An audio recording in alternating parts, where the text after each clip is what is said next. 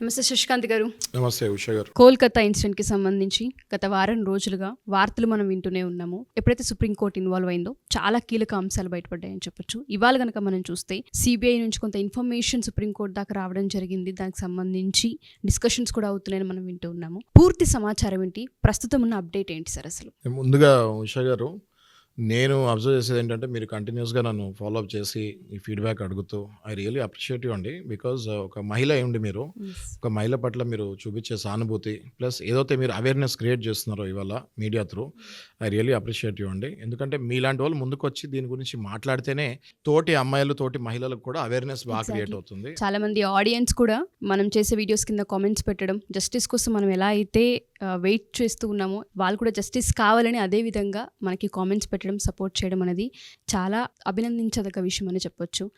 First of all మీకు కూడా thank you so much sir. దీనికి సంబంధించిన ఇన్ఫర్మేషన్ ఏంటి? ఇప్పుడు ఇది మనం చూసుకుంటే అండి, చంద్రచూడ్ గారు సిజిఐ గారు కూడా is quiet serious on this case అండి.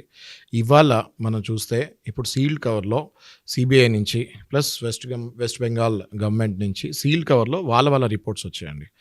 ఇప్పుడు ఉత్కంఠదంతా కూడా ఆ సీల్డ్ కవర్లో వీళ్ళు ఏం రాశారు, చీఫ్ జస్టిస్ గారు దాన్ని ఎలా పండగిస్తారు, దాని రిపకేషన్ ఎలా ఉంటుంది అన్నది యావత్ భారతదేశం ఎదురు చూస్తుంది.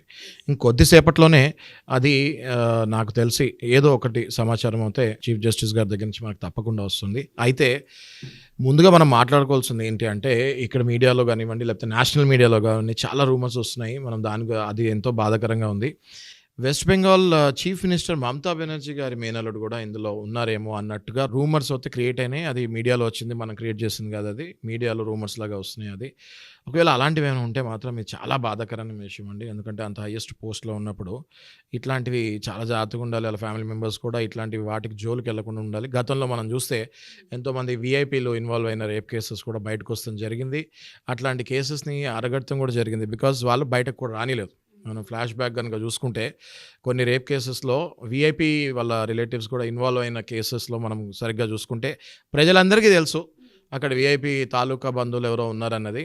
ఆ కేసుని బయటకు రానియకుండా అనగదొక్కేస్తాం జరిగింది. కానీ ఈసారి మాత్రం అలా జరగదని నేను భావిస్తున్నాను. బికాస్ డైరెక్ట్గా apex court of our country, supreme court of India, దానికంటే పెద్ద కోర్టు ఇంకోటి ఉండదు మన ఇండియాలో. దాంట్లో బిగ్గెస్ట్ అంటే హైయెస్ట్ లెవెల్ ఉన్న judge chief justice of India, ఆయనే పర్టికులర్గా ఈ కేసు మీద ప్రతి క్షణం ప్రతి మినిట్ ఇప్పుడు మనం ఎలా అయితే ఉత్కంఠంగా అప్డేట్ ఉన్నామో, ఆయన నాకు తెలిసి నిద్ర కూడా పోవట్లేదు అనుకుంటండి. పగలు రాత్రి ఆయన ప్రస్తుతానికి పోతే ఈ కేసు గురించి ఆలోచిస్తున్నారని అర్థమవుతుంది.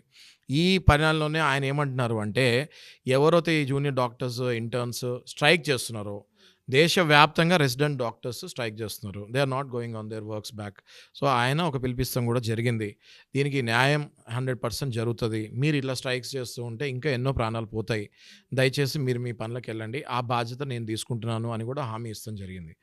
సో ఇది ఇట్లాంటి కేసు మనం గతంలో చూసుకుంటే ఈ రేప్ అండ్ మర్డర్ కేసెస్లో ఇంత త్వరగా సుప్రీంకోర్టు దగ్గర నుంచి సుమోటో తీసుకొని ఇంత త్వరగా మొత్తం దేశవ్యాప్తంగా ఒక రకంగా చూస్తే ఆయనే he's reporting to the nation అన్నట్టు వెళ్తుంది. Really hats off to CJI, hats off to Supreme Court and hats off to CJI Chandrachud garu అండి. Because he's reporting to the nation అన్నట్టుంది. ఇది ప్రతి క్షణము ఆయన కూడా దాని గురించి, ఆ కేసు గురించి ఆలోచిస్తూ మళ్ళీ ఇంకొక మర్డర్, మళ్ళీ ఇంకొక రేప్ అయ్యే వరకు ఎదురు చూస్తారా మీరు అని గవర్నమెంట్ని ప్రశ్నిస్తూ ఆయన మనలో ఒకళ్ళలాగా అయిపోయి, ఎవరు చీఫ్ జస్టిస్ గారు కామన్ మ్యాన్లో ఒకళ్ళలాగా అయిపోయి తండ్రి పాత్ర, ఒక అన్న పాత్ర పోషిస్తున్నట్టే కనిపిస్తుంది. నాకు ఇది చూస్తుంటే చాలా అమేజింగ్.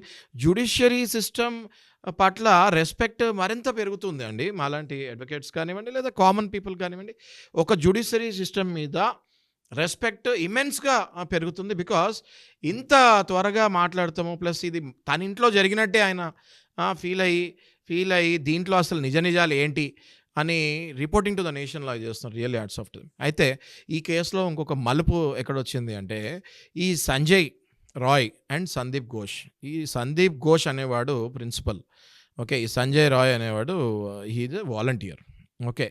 అయితే ఎప్పుడైతే ఈ మర్డర్ జరిగిందో దీన్ని ముందుగా మనందరికీ తెలుసు, ఇంతకు గతంలో వీడియోస్లో మాట్లాడాం మనం. దీన్ని ముందుగా సందీప్ ఘోష్ ఒక సూసైడ్ లాగా చిత్రీకరించాలని ట్రై చేశాడు, ఎవరు ఆ ప్రిన్సిపల్, ఓకే.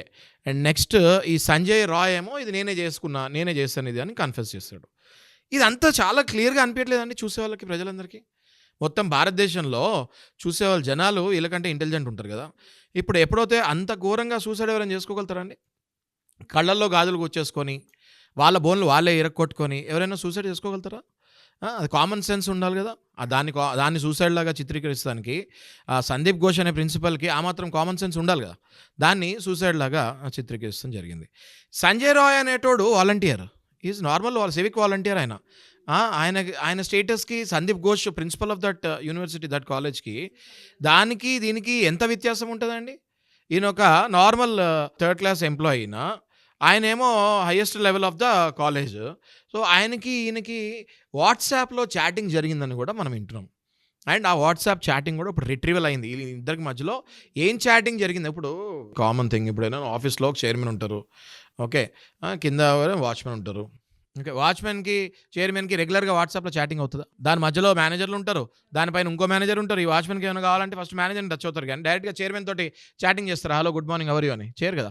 అట్లాంటిది వీళ్ళిద్దరి మధ్యలో అలాంటి రిలేషన్ ఉంది, direct chatting between Sanjay Roy and Sandeep Ghosh.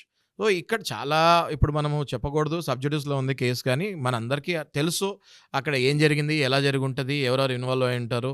ఈ ఎన్నో పేర్లు, కొత్తగా పేర్లు ఎన్నో, కొన్ని స్ట్రేంజర్ పేర్లు వస్తున్నాయి. ఆ స్ట్రేంజర్ ఎవరో కాదు, మమతా బెనర్జీ మేనల్లుడి అని రూమర్లు వచ్చాయి. సో మనం దేన్ని నిర్ధారించలేం, because it is in sub judice కాబట్టి దేన్ని ఇదే అని మనం చెప్తానికి ఉండదు. ఇది అయి ఉండొచ్చు అని కదా మనం డెఫినెట్గా డిస్కస్ చేసుకునే రైట్ మనకు ఉంటుంది. ప్రెసెంట్ మనం చూసుకుంటే సిబిఐ నుంచి కొంత రిపోర్ట్స్ అయితే రావడం జరిగింది కాబట్టి ఆ రిపోర్ట్స్లో అసలు ఇన్ఫర్మేషన్ ఏముందండి, దాని గురించి మనం అంటే అవేర్నెస్ అంటే అందులో ఏముండే అవకాశం ఉందనేది మనం చెప్పగలం. ఎస్, ఇప్పుడు ఇంతకు ముందు ఆల్రెడీ ఇన్వెస్టిగేషన్ రిపోర్ట్స్ ఇచ్చారు. ఎవరిచ్చారు? వెస్ట్ బెంగాల్ గవర్నమెంట్ వాళ్ళు, పోలీస్ వాళ్ళు ఒక ఇన్వెస్టిగేషన్ రిపోర్ట్ ఇచ్చారు. ఆ రిపోర్ట్స్ పచ్చిబూతులు, బండబూతులు ఉన్నాయి అందులో అని చెప్పి సిజేఐ గారు మందలిస్తడం జరిగింది. ఎవరిని? వెస్ట్ బెంగాల్ గవర్నమెంట్ని. ఇలాంటి ఇన్వెస్టిగేషన్లు కూడా చేస్తారా మీరు? యాజ్ ఎ గవర్నమెంట్ బాధ్యత అయిన పొజిషన్లో ఉండి మీరు ఇన్వెస్టిగేషన్ రిపోర్ట్లో ఇన్ని తప్పులు ఉన్నాయి అంటే, తలాతోకాలేని ఇన్వెస్టిగేషన్ రిపోర్ట్స్ అవి. తలాతోకాలేని ఇన్వెస్టిగేషన్ రిపోర్ట్స్ సుప్రీంకోర్టు ఇస్తే ముఖం మీద కొడతాం జరిగింది. బికాస్ ఈ can't accept such kind of investigation reports. Is CGI, okay, he knows how investigation. ఆయన చరిత్ర చూసుకుంటే మనము, ఆయన చిన్నప్పటి నుంచి ఆయన జ్యుడిషియరీ సిస్టంలోనే ఎదుగుతూ వాళ్ళ తండ్రి గారు కూడా సుప్రీంకోర్టు జడ్జి గారు లాగా నిర్వహించారు బాధ్యతలు. తర్వాత ఈయన నిర్వహించారు. ఈయనకి ప్రతిదీ పుట్టుకతోనే వచ్చిన ఇది, ఓకే. సో ఆయన ఆ రిపోర్ట్ చూడగానే ఇమీడియట్గా గవర్నమెంట్ కూడా బండబూతులు తిడతం జరిగింది. This is not the way to submit the investigation reports అని చెప్తాం జరిగింది. మళ్ళీ ఫ్రెష్ ఇన్వెస్టిగేషన్ రిపోర్ట్స్ కావాలి అని చెప్తే, ఇప్పుడు వెస్ట్ బెంగాల్ గవర్నమెంట్ మళ్ళీ ఫ్రెష్ ఇన్వెస్టిగేషన్ రిపోర్ట్స్, అందులో ఏం కుకప్ చేసిందో, ఏం మసాలా చేసిందో, ఇప్పుడు 2 రిపోర్ట్స్ వస్తున్నాయండి. ఒకటి సిబిఐ నుంచి, ఒకటి వెస్ట్ బెంగాల్ గవర్నమెంట్ నుంచి. 2 రిపోర్ట్స్ ఇప్పుడు కరెంట్ లైవ్, ఇప్పుడు సీల్డ్ కవర్లో సిజిఐ గారి దగ్గర సుప్రీంకోర్టులో బెంచ్ పైన ఉన్నాయి. లైవ్ అండి. నేను మీకు ఇన్ఫర్మేషన్ 20 minutes బిఫోర్ వచ్చిన ఇన్ఫర్మేషన్ చెప్తున్నాను. ఆ సీల్ కవర్స్లో ఏముంది అన్నది మనకు కొద్ది గంటల్లోనే మనకు తెలుస్తుంది. అది ఓపెన్ చేసిన తర్వాత, మనకి ఇన్ఫర్మేషన్ వచ్చిన తర్వాత ఇమీడియట్గా మళ్ళీ దాని మీద మనం వీడియో ఇద్దాము. నా అంచనాలు ఏంటి అంటే, సిబిఐ కరెక్ట్ ఇన్ఫర్మేషన్ ఇచ్చి ఉంటుంది. వెస్ట్ బెంగాల్ గవర్నమెంట్ లాస్ట్ టైంకి ఈ టైంకి ఏం కుకప్ చేసి ఇచ్చిందో ఇన్ఫర్మేషన్ అది చూడాలి. ఆ 2 చూసిన తర్వాత సిజిఐ గారు ఏ నిర్ధారణకు వస్తారో దాని తర్వాత మళ్ళీ మనం దాని మీద డిస్కషన్ పెట్టుకోవచ్చు. Because matter is in sub judice, అంత డెప్త్కి మనం వెళ్ళలేము. అది వచ్చిన తర్వాత ఆయన దాన్ని ఎలా పనిచేస్తారో చూసి దాన్ని బట్టి మనం విశ్లేషణ చేసుకోవచ్చు అండి. కానీ ఒకటైతే కరెక్ట్ అండి, వాట్సాప్లో ఈ సంజయ్ రాయ్కి, సందీప్ ఘోష్కి, అంటే ఈ వాలంటీర్కి, ప్రిన్సిపల్కి చాటింగ్ ఉంది అంటేనే చూసే జనాలకు అర్థం అవ్వాలి ఎవరు ఇన్వాల్వ్ అయి ఉంటారు. దాన్ని ఎప్పుడైతే అంత దారుణంగా మర్డర్ అయింది, ఆ బాడీ చూస్తుంటే, మనకి రక్త మడుగుల్లో పడున్న బాడీని చూస్తుంటే అది మర్డర్ అని క్లియర్గా తెలిసినప్పుడు దాన్ని ప్రిన్సిపల్ సూసైడ్ లాగా చిత్రీకరించాడంటే చూసే జనాలకు అర్థమవుతుంది. Just wait for few more hours, అది ఓపెన్ అవ్వనియండి. ఆ సీల్డ్ కవర్ ఓపెన్ అయిన తర్వాత దాన్ని ఎలా విశ్లేషణ చేస్తారో, ఎలా పరిగణిస్తారో, చీఫ్ జస్టిస్ చంద్రచూడ్ గారు ఏం చెప్తారో దాన్ని చూసిన తర్వాత మనం దాని మీద మళ్ళీ విశ్లేషణ కూర్చుంటాం.